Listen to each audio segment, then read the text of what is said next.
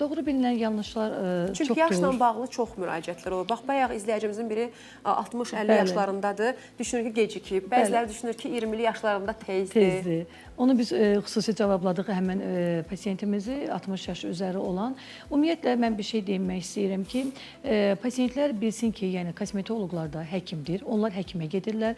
Bəzən biz pasiyent xəstə deyə müraciət edəndə, elə efirdə olub sizdən də danışıqlarımız Instagramda paylaşanda, bəzən olur ki, kommentariyalarda, o rəylərdə yazıblar ki, botoks edən xəstədirmi?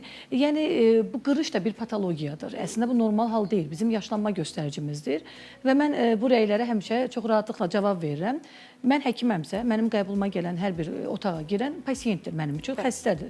Yəni, biz o xəstənin indi hansı orqanda problem var, dəridə bir orqanımızda problem var. Yəni, ona görə bu da bir orqandır, patologiyadır. Yəni, bunu ona görə də sırf gözəlləşmək cəhətdən saymasınlar da. Sadəcə biz bir orqanımızı, dərimizi və dəri bizim bədənimizdə olan orqanizmin ən böyük orqandır.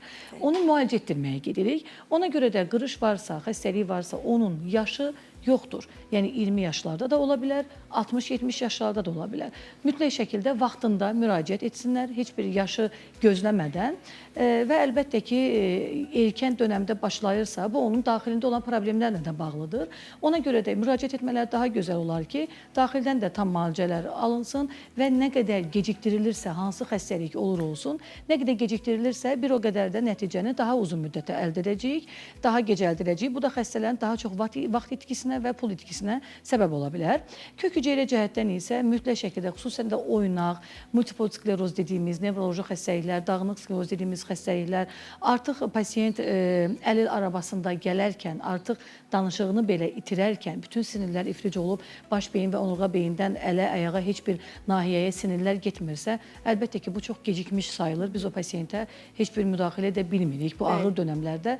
Ona görə də mütləq şəkildə bütün pasiyentlərin vaxtında həkimə müraciət etmələrdir.